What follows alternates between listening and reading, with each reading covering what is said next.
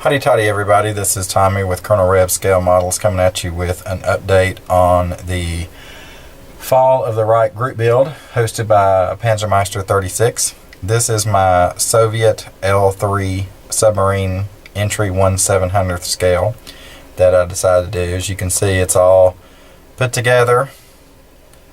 Conning towers in, little mast. I got most of the seam lines out. It's amazing what primer will show.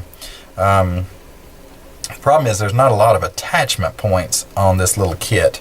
It's obviously it's lacking in detail, but this is the only, there's that hole for one gun and that tiny hole that I've had to re-drill for a second gun. Those are this one and this one.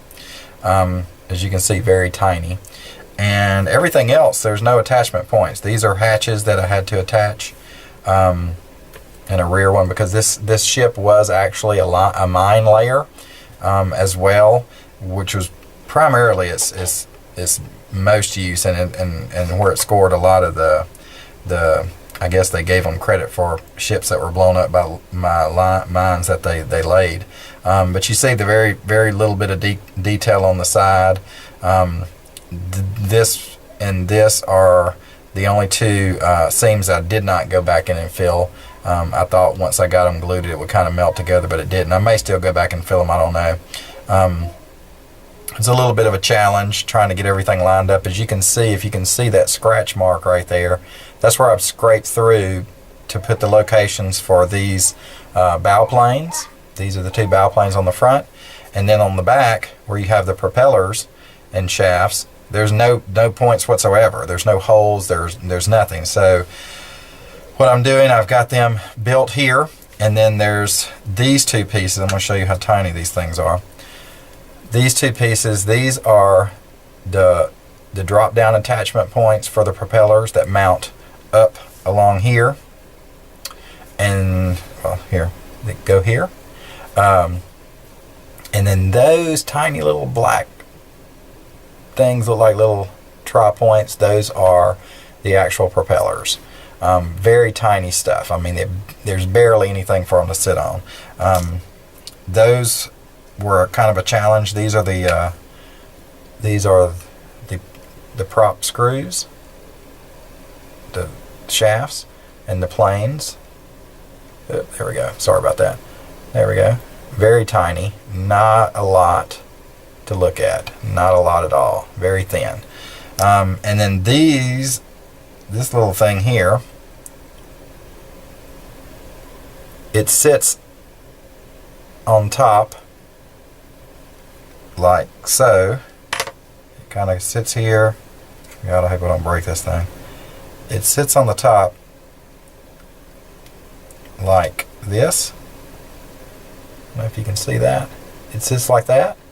And then there is the communications wire that would run from that to the top of the conning towers, and there's one in the rear. For some reason the kit only had one of the leg for the second one, but it did have the center point.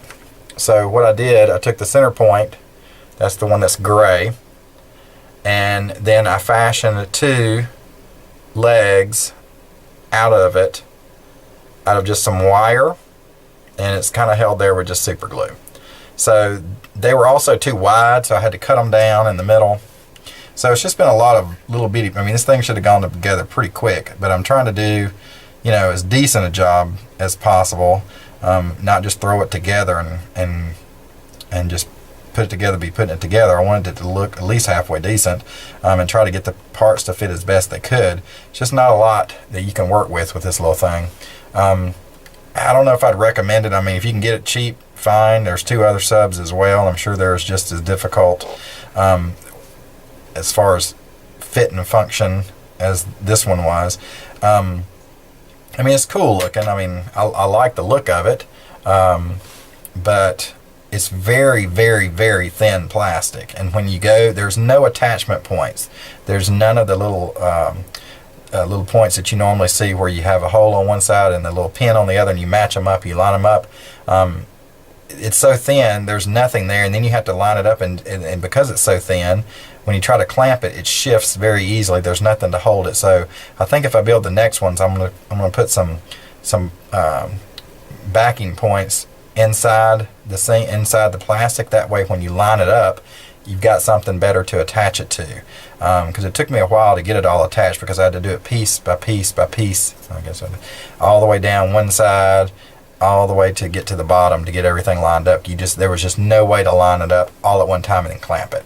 It would wiggle here and there, and just come out of alignment. This conning tower, this part of that they're using as a museum now, it was difficult to line up. Again, no attachment points or anything, and you just kind of have to eyeball everything. That was what was crazy. So anyway, so that's that update. Hopefully, once I get all these little pieces worked out here, I'm almost done. I got to repaint that one, or paint it, and then make sure I got my alignment holes on the bottom here, which is now I got to figure out where to mount the propeller shafts on either side. They were sticking out way too far, and then the front of the shaft was out here, and the back of the shaft was over here. So you're supposed to attach it to the bottom trailer of the rudder here on the forward of it. But if you did that, then the shaft would be way too far here. If you try to bend it in, then it would look awkward. So just not very good fit and finish. So anyway, so that's my update on that. Like I said, I don't recommend this kit, but if you want a challenge, if you want to do it, go right ahead. I probably will build the other two and just keep them all three together. Anyway, as always, howdy-toddy guys, hope you enjoyed the video, and God bless.